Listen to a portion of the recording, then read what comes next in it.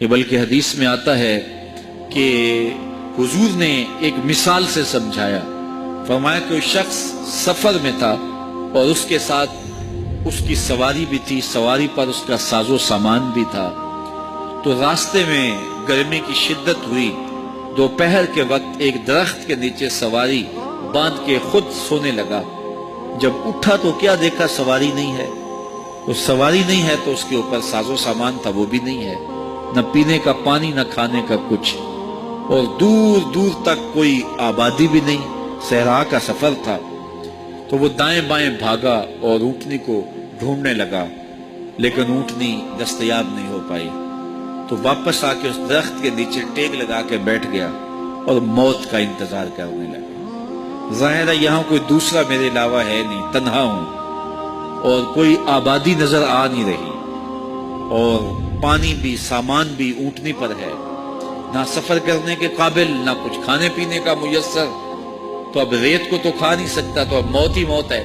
تو وہ موت کے انتظار میں بیٹھ گیا، اسے یقین ہو گیا کہ بھوک مجھے آج نہیں تو کل مار دے گی۔ تو وہ درخت کے ساتھ ٹیک لگا کے بیٹھ گیا تو اس کی آنکھ لگ گئی۔ تھوڑی دیر کے بعد جب اس کی آنکھ کھلی تو کیا دیکھتا ہے، اونٹنی ماں ساز و سامان پاس کھڑی ہے۔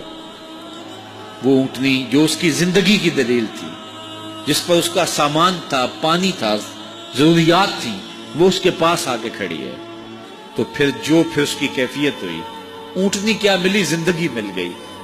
تو اس نے کہا، اللہم انت عبدی و انا ربک، اے اللہ تو میرا بندہ ہے اور میں تیرا رب ہوں۔ کہنا یہ تھا کہ تو میرا رب ہے اور میں تیرا بندہ ہوں، لیکن اس قدر خوشی ہوئی کہ مسرت سے، خوشی سے دھڑک گیا اور اس کی زبان بل کھا گئی۔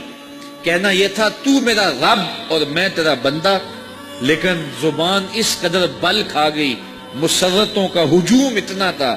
وہ کیا کسی نے کہا نا کہ کسی کے آنے سے ایسے ہوش اڑے ساقی کے، شراب سیخ پہ ڈالی اور بوتل میں کباب۔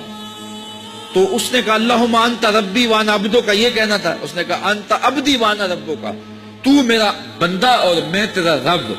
حضور نے اس مثال کو بیان کرنے کے بعد فرمایا، صحابہ بتاؤ اس بندے کو کتنی خوشی ہوئی کہ وہ خوشیوں سے دھڑک گیا۔ جب بھی تیری قربت کے امکان نظر آئے ہم اتنے خوش ہوئے کہ پریشان نظر آئے۔ تو خوشی سے اس نے کہنا اور تھا اور کہہ اور دیا۔ تو فرمایا کہ اس کو کتنی خوشی ہوئی۔ صحابہ نے عرض کی، حضور بہت زیادہ خوشی ہوئی۔ فرمایا جب بندہ توبہ کرتا ہے اور اللہ کی دہلیز پہ واپس آتا ہے، اللہ اس سے بھی زیادہ خوش ہوتا ہے۔ کوئی آئے تو صحیح اس کی چوکھٹ پہ، ہم تو مائل بکرم ہیں، کوئی سائل ہی نہیں۔ تو آئیے اپنے من کے اندھیرے دور کریں اور سچی توبہ کریں۔ صاحبو، یہ زندگی کسی کے ساتھ وفا نہیں کرتی۔